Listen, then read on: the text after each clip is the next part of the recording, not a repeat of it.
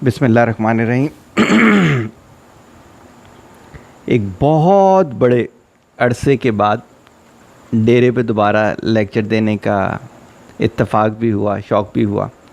अभी कुछ देर पहले शुएब से मेरी बात हो रही थी, तो हमारी मेमोरी में जो है वो 10 साल तो हो गए होंगे शुएब,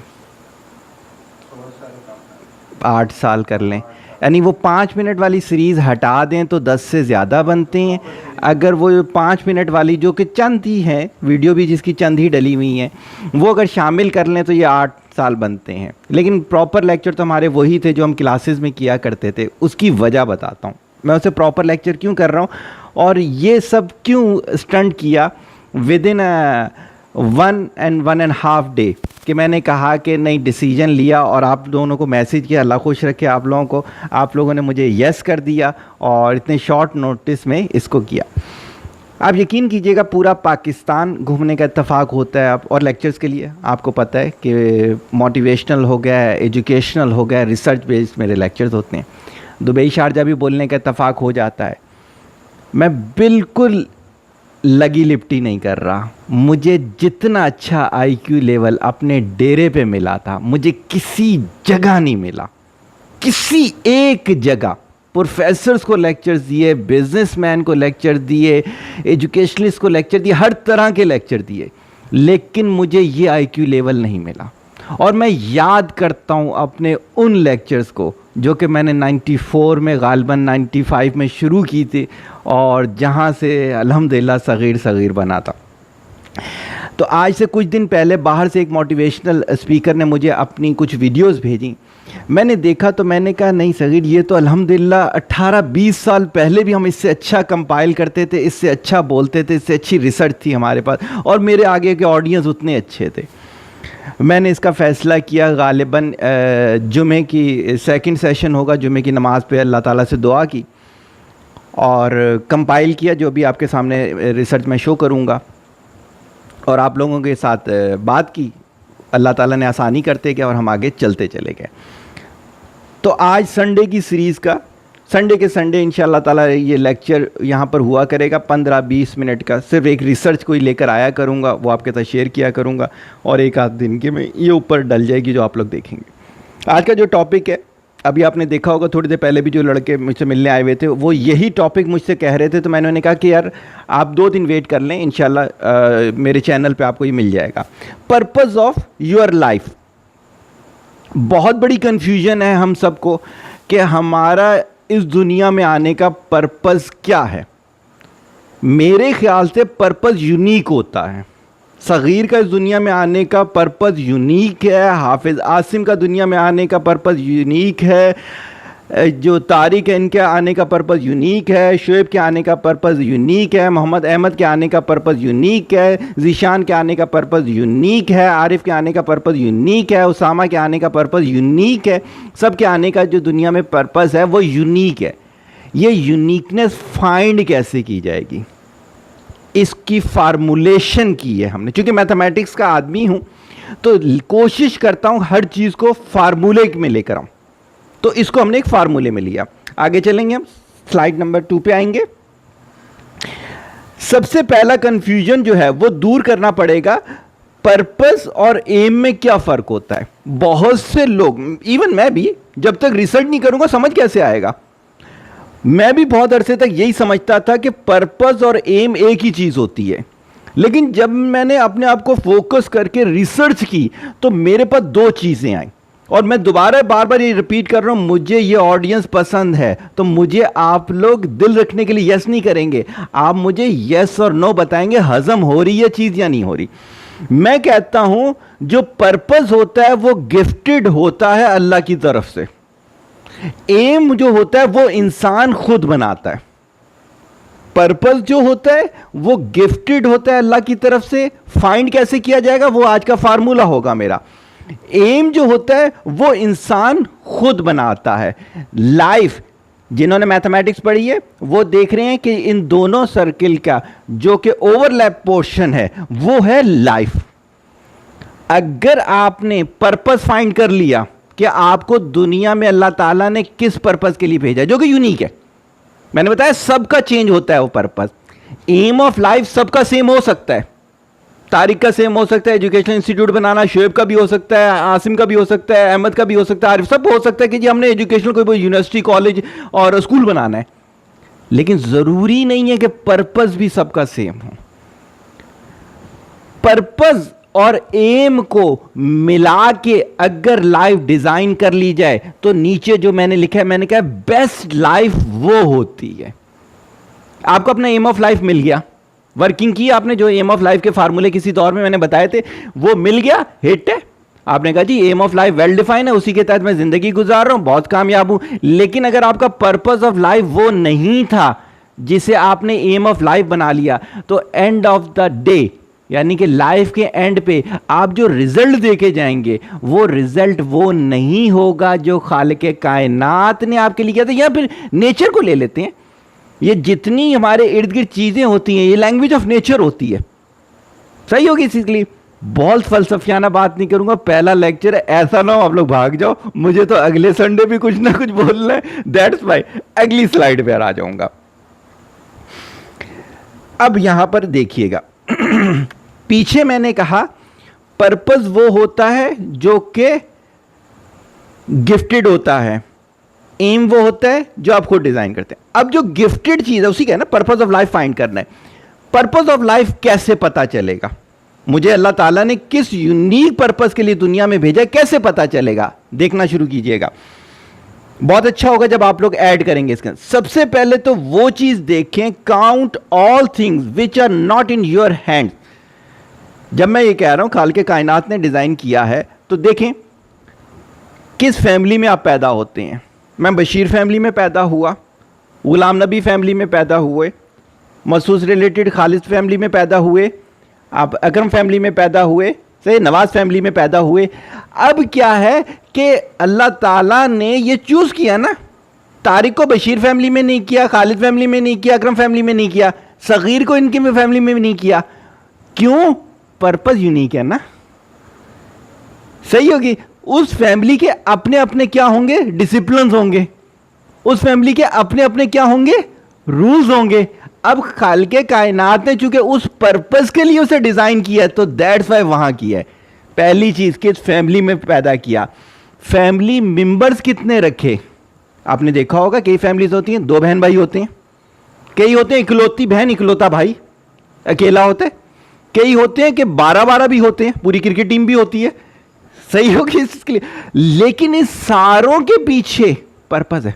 तो स्टडी किया जी क्या है, बहन और भाई कितने।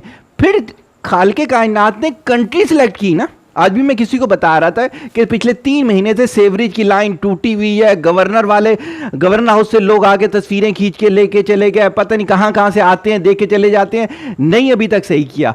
अब हमें इस जगह पर जो अल्लाह ताला ने ला के रखा है उसके पीछे भी पर्पस ऑफ लाइफ है। तो native country, native area, native land जहां आपको पैदा किया गया वो उस पर्पस का पार्ट है। आपने नोट कर लिया, सही हो गया। फैमिली नोट कर ली, ब्रदर एंड सिस्टर नोट कर लिए, नेटिव नेट। आगे आ जाएं। ये वो सारी चीजें जो आपके हाथ में है ही नहीं, इस वजह से मैं कह रही हूं पर्पस ऑफ लाइफ है। एम ऑफ लाइफ वो है जो आपके हाथ में है। आपने देखा जेंडर कौन सा था, मेल रखा फीमेल रखा, दोनों में कोई बुराई नहीं है।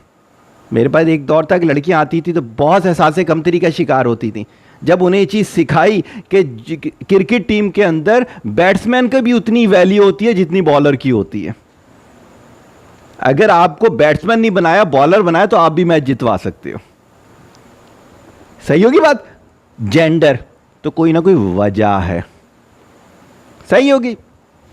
आज ही मेरे पास एक लड़की आई हुई थी, तो उनकी एक ट्रेनिंग चल रही है छोटी सी, तो थोड़ी सी डिस्टर्ब थी। मैंने कहा देखो, तुमने जितनी बड़ी बात पे माशरे में स्टैंड लिया है हर कोई नहीं ले सकता। अल्लाह ने आपको चुना है, आप रोल मॉडल बन जाओगी, और जितने आपके पीछे चलेंगे वो आपका नाम लिया करेंगे कि उन्होंने हमें ये फुटपाथ दिया था, सही होगी। इसके लिए जेंडर के बाद कलर छोड़ दें, काला गोरा सांवला जैसा भी है उसके पीछे भी पर्पस ऑफ लाइफ के कोई रीजन है। आप पूछोगे उसका क्या रोल होता है इस चीज के लिए, आप देखिए बड़े ओपनली बात करती है, गोरी चमड़ी पे सारे मर रहे होते हैं, तो उसकी कोई और वजह होती होगी। अब वाइट कलर के अलग एबिलिटीज अल्लाह ने रखी हैं, जब साइंस में हम पढ़ते हैं डार्क कलर की अपनी होती हैं, तो उसका अपना क्या है, पर्पस का स्टेप है। कौन से जमाने में पैदा किया गया, हमें आज से 1400 साल पहले क्यों नहीं पैदा किया गया, 200 साल के एनुअल कांट के दौर में क्यों नहीं पैदा किया गया, न्यूटन के दौर में क्यों नहीं पैदा किया गया, आइंस्टाइन, या फिर अगले 100 साल में क्यों नहीं पैदा किया गया। उसकी वजह है कि हमारा पर्पस ही अभी रखा गया है, पर्पस का पार्ट है ना वो।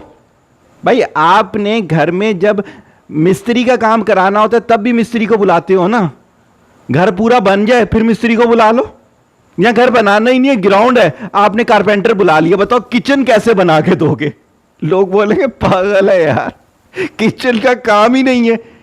तो हम जब दुनिया में आए हैं, जो जमाना हमारे लिए चूज किया गया है वो उस पर्पस का पार्ट है इस चीज के लिए। मुझे लग रहा है आसिम ने कोई चीज पूछनी है, अपने आप से बातें कर रहा है, सही हो गया। Find choose action in which nature support you, बहुत प्यारा पॉइंट है। आपने देखा होगा, जैसे मैं अपनी बात करता हूं, बचपन से यह चीज थी कि जब मैं बोल रहा होता था तो नेचर मुझे बहुत सपोर्ट करती थी, जब मैं फिजिकल वर्क पे होता था नेचर इतना सपोर्ट नहीं करती थी। इसका मतलब यह था कि नेचर ने मेरे लिए जो लाइफ का पर्पस रखा था उसमें बोलना लाजमन शामिल था। तो आपने वो अपने सारे एक्शंस फाइंड करने हैं जिसमें टोटल नेचर्स की सपोर्ट होती है आपको, जिसमें नेचर्स आपके आगे आके खड़ी हो जाती है। इसका मतलब वो काम नहीं करने, वो आपके लाइफ का पर्पस नहीं है। जैसे छोटी सी बात है, बहुत दफा क्या जिक्र किया हुआ, एक आलिम दीन जो है या किसी भी तरह का रिसर्चर जो है वो रोड पे खड़े होके पानी पिलाना शुरू कर दे, ये वाली चीज उसको कभी हेल्पफुल नहीं होगी। मैं अक्सर बेशतर कहता हूं, आसिम जितनी ड्राइविंग कर लेता है, आरिफ जितनी ड्राइविंग कर लेता है, मैं नहीं करता, मैं उतना गाड़ी के अंदर बैठ के नहीं कर सकता। क्यों? नेचर ने मुझे उस चीज के लिए नहीं बनाया। मैं जितनी किताबें पढ़ लेता हूं वो लोग पूरी जिंदगी में उतनी अभी नहीं पढ़ेंगे, अल्लाह कबूल करे इनको। सही हो गया, पर्पस ऑफ लाइफ। तो आपने देखना नेचर आपको सपोर्ट कहां करती है, फिर उसी के अगेंस्ट आ जाते हैं। Find those path where door is shut. अब वो वाली चीजें जहां नेचर आके रोक देती है, आपको जाने ही नहीं देती। आपने लाख कोशिशें कर ली कि यार चलो ऐसा करते हैं कि, मैं अपनी बात करता हूं, जैसा जमाना कर रहा है ना लालच के चक्रों में, मैं कई जगहों पे गया भी, एक एजुकेशनल इंस्टीट्यूट बनाना है, मैं वहां ने प्रेजेंटेशन दी, जो इन्वेस्टर से कहते हैं ये तो आप एजुकेशन की बात कर रहे हैं। मैंने कहा मेरे को क्यों बुलाया? नहीं जी हमें बताएं पैसे कैसे कमाते हैं। शट, डोर बंद हो गया मेरे लिए। सही होगी बात इसके लिए? तो क्या है, पर्पस ही नहीं है वो मेरा। सही होगी, क्योंकि मैं तो क्या है फिजियोनोमी और बकिया चीजें भी अल्हम्दुलिल्लाह जानता हूं, तो बहुत पहले मैंने अपनी पूरी स्टडी में पढ़ लिया था, ये वाली लाइन ही मेरी बहुत हल्की सी है। सही होगी बात इस चीज के लिए? तो जहां पे डोर बंद हो रहे हैं वो आपका पर्पस ऑफ लाइफ नहीं है इस चीज के लिए। आगे आ जाए, जहां पे आपने क्वेश्चन करना हो तो आप लोग कर सकते हैं। Find those thing which are minimum 3 time repeated in your life. क्या हुआ, कभी कभार ऐसा होता है कि अल्लाह ताला पकड़ के काम करा। जैसे आपको पता है कि ये जो बहुत बड़ा हमारी जगह थी, दीवार उस वक्त बनी जब थोड़ी सी मेरी तबीयत ख़राब हुई, तो घर वालों ने फैसला किया कि नहीं अब आपने कोई प्रॉपर सेटअप करना है। क्या हुआ, अल्लाह ताला उंगली पकड़ के आपके कर रहा है, डिसीजन ले रहा है इसमें। आपने नहीं किया, तबीयत खराब हो गई, आपने कोई दूसरी चीज कर ली, एक्सीडेंट हो गया। क्या हुआ, आप किसी और तरफ के घर पे कोई बीमार हो गया, दोबारा वापस आना पड़ गया। कई दफा आपने सुना होगा, बल्कि आपको शोएब को याद होगा, जहीर एक दफा पाकिस्तान से बाहर कहीं जा रहा था। अब देखें वीजा लगा हुआ सब कुछ है, पता नहीं युगांडा जा रहा था, कहां जा रहा था, साउथ अफ्रीका जा रहा था। FIA वालों ने रोका और कहते हैं क्यों जा रहे हो, तुम तो नौजवान हो, सब प्रोसेस हुआ हुआ, और कहते हैं देखो हम ना तुम्हारे कैंसिल कर रहे हैं इस टाइम ताकि तुम जाओ नहीं। क्या था, रोका जा रहा था। ये पर्पस ऑफ लाइफ है। तो देखिए मैंने चंद पॉइंट्स बताए, एक आध, क्योंकि हॉली पॉइंट्स मेरे नहीं है, एक आध चीज होगी ऐड होगी तो वेल डिफाइंड पिक्चर बनना शुरू हो जाएगी। कि आप क्या देखेंगे, आप जब इसको फाइंड करेंगे, इन सब चीजों को रिलेट करेंगे अपने से, तो आपको पता चलेगा क्या है पर्पस ऑफ लाइफ। मेरा तो ये वाला था, मैं तो इसे कहीं और तलाश कर रहा था। सही हो गई इसके लिए। क्या था कि किसी शायर ने कहा था वो मेरे नसीब की बारिशें थी जो किसी और छत पे बरस पड़ी। नहीं, वो उसी की नसीब की बारिशें थी। अगर मेरे नसीब की होती तो मेरे ही छत पे बरसती। सही है। इसमें कहीं आपको ये चीज लग रही हो कि एम्बिग्यूटीज है, यानी कि सीक्वेंस नहीं है, तो अभी बोलेंगे तो सुनने वालों को बहुत मजा आएगा, घर जाके बोलेंगे तो आपको भी मजा नहीं आएगा, मुझे भी नहीं आएगा। कोई क्वेश्चन बनता है इसमें? सर, डोर शट होने का कहा, तो डोर शट होने का यहाँ पे मतलब क्या लेंगे? क्या वो चीज़ अभी हमारे यानी कि फेवर में नहीं है, या फिर हम कंटिन्यूसली उस चीज़ के लिए ट्राई करते हैं? अब देखें, बड़ी अच्छी आपने बात की। मैं कोशिश करता हूं अपने सारे आंसर ना नेचर से लूं। इंसान के तो गलत हो सकते हैं, नेचर के गलत नहीं हो सकते। इसमें शरीयत में तीन दफ़ा का वर्ड बहुत दफ़ा आया है। 3 दिन तक अफसोस का है, किसी की मैयत हो जाती है 3 दिन तक अफसोस करें, अटैम्प्ट का 3 दफ़ा ऐसा। तो मैंने देखा कि हमने 3 अटैम्प्ट की एक ही चीज़ को करने की, वो नहीं हुई। तो इसका मतलब क्या है? वहाँ नहीं जानना। एक इंडस्ट्रियल एरिया की एक है, इसकी गत्ते की मिल है, उनसे मीटिंग थी मेरी, तो आई ना, मेरे क्लाइंट है।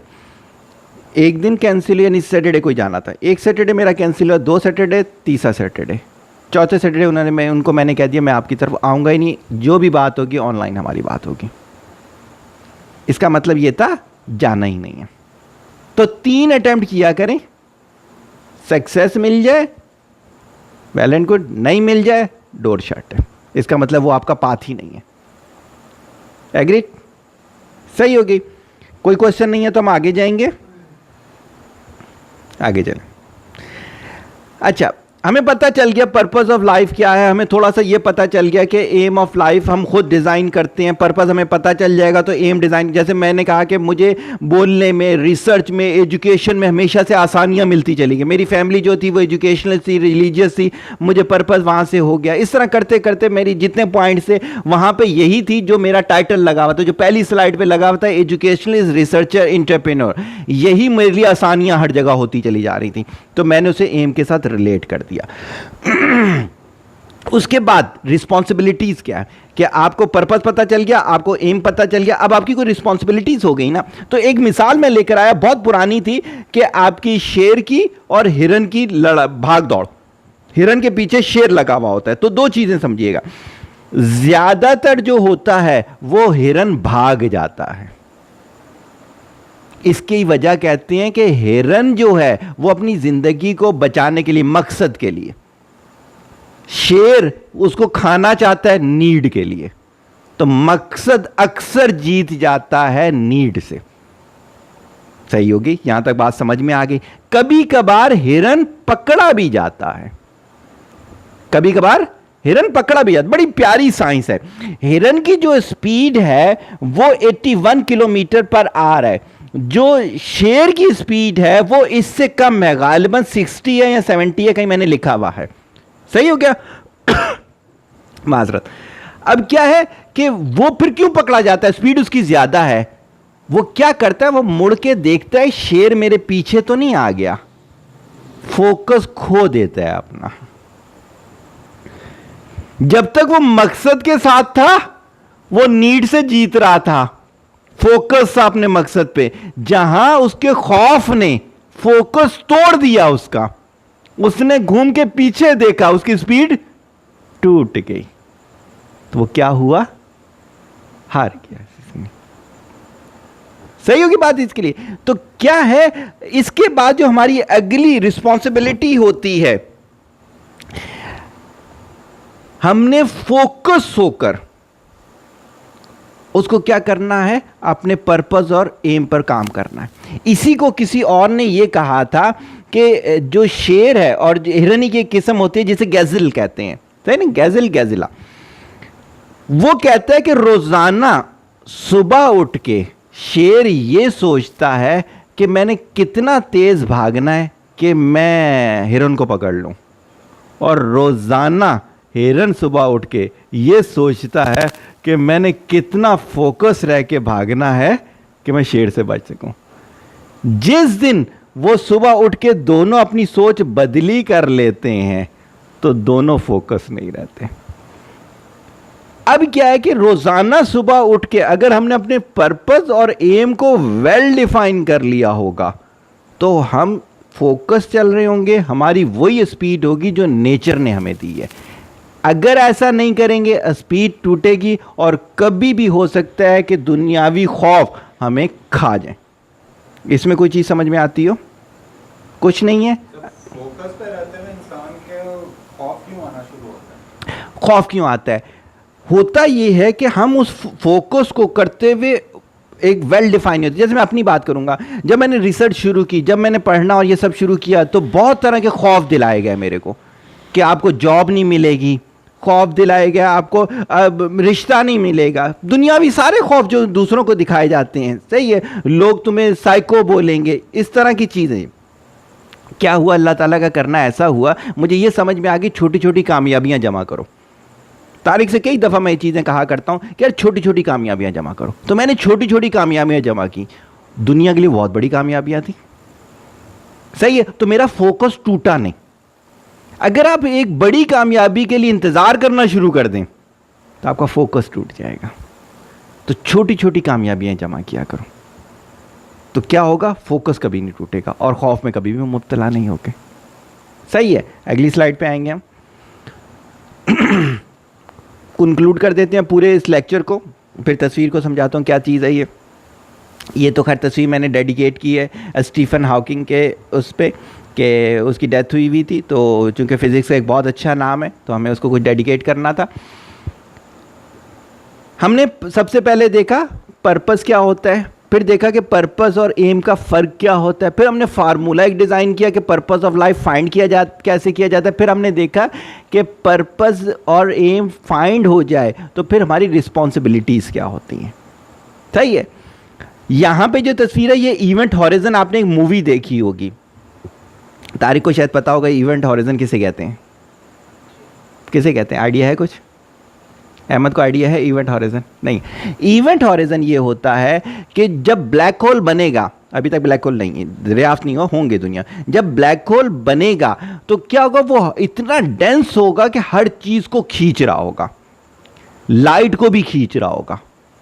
जो लाइट खींच जाएगी, जो चीज़ खींच जाएगी वो तो अंदर जाके एक जान बन जाएगी, इतना वो टूट फूट हो जाएगा अपने पार्टिकल्स में कि वो यकजान हो जाएगी, सिंगुलैरिटी आ जाएगी। एक वो दुनिया होगी जो उससे दूर है, वो उसके करीब अभी आई नहीं। एक वो होगी जो खिंच भी रही होगी और खिंची हुई भी नहीं होगी, बाउंड्री। तो वो लाइट का एक हल्का नजर आएगा, ब्लैक होल से दूर हमें लाइट का एक हल्का नजर आएगा तो हमें ब्लैक होल नजर आएगा, वरना ब्लैक होल नजर नहीं आएगा। वो जो लाइट का हल्का होता है वो होता है इवेंट हॉरिजन।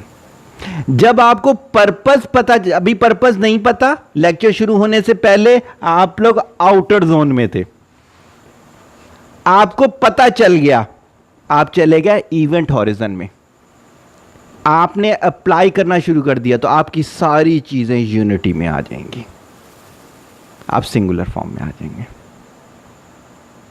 उम्मीद करता हूँ पहला लेक्चर बहुत एंजॉय किया होगा, ज़्यादा फ़लसफ़ियाना हो गया तो इंशाअल्लाह ताला अगली दफ़ा इसको कम फ़लसफ़ियाना करेंगे। अल्लाह ताला आपको हज़ारों खुशियाँ दे। अस्सलाम वालेकुम।